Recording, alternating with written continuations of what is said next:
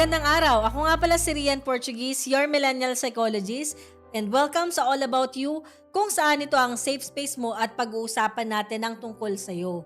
Para sa umaga na to, pag-usapan natin yung mismong concern ni Violet.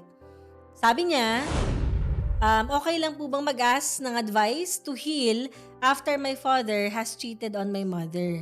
It affected my work, even some of my workmates talk behind my back about my personal issue, which eventually lead to resignation. Pati mga kaibigan ng father ko po nalaman rin. I struggled sleeping, even natatakot sa romantic love na parang ayokong maranasan ang nangyari sa aking mother.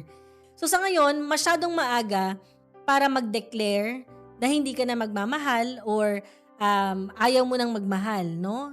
Pero malinaw dun kasi sa sinasabi mo, natatakot pa lang naman. Di pa naman umaabot dun sa ganong declaration. Pero pwedeng mag-lead yun dun na ayoko na magmahal kasi baka masaktan lang ako. So yung ganyang klaseng takot, okay yan na nire-recognize mo. Mahalaga na ma-separate mo yung actions ng father mo doon sa identity mo. No, hindi porket nag-end yung relationship nila, 'di ba? At ginawa yun ng father mo hindi ka na magkakaroon ng successful na relationship. So tandaan mo, ito din yung cheating na nangyari na ginawa ng tatay mo, hindi mo yun ginusto. So hindi ka parte nun. Hindi ikaw ang nag-decide nun, conscious decision yun ng father mo, pinili niya yun, buhay niya yun, responsibilidad niya yun na dapat niya ma-workout sa sarili niya. No? So ikaw naman, as anak, ang magandang pwede mong itry, di ba? Dahil nasa-separate mo yung sarili mo sa kanila, no? Mahalaga na isipin mong maigi, pag nagkaroon ka ng clarity, di ba? Sino ba yung pwedeng suportahan? Di ba? Kasi nasaktan ka, di ba? So yung mother mo for sure nasaktan din. Baka kayong dalawa, no?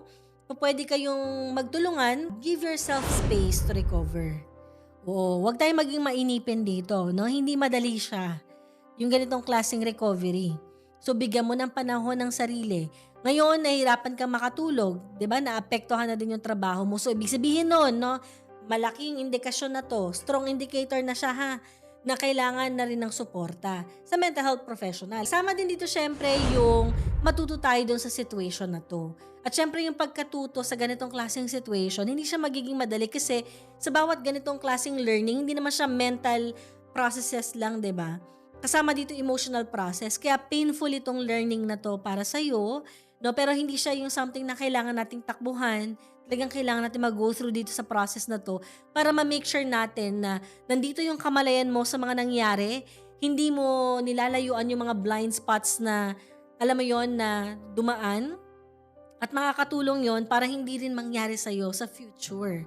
Muli, maraming salamat. Kung kayo ay merong klase ng concern katulad ng ating nag-send ng question ni Violet, no? Pwede ninyong makita yung email address sa baba ng ating screen. Muli po, this is Rian Portuguese, your millennial psychologist. Maraming salamat.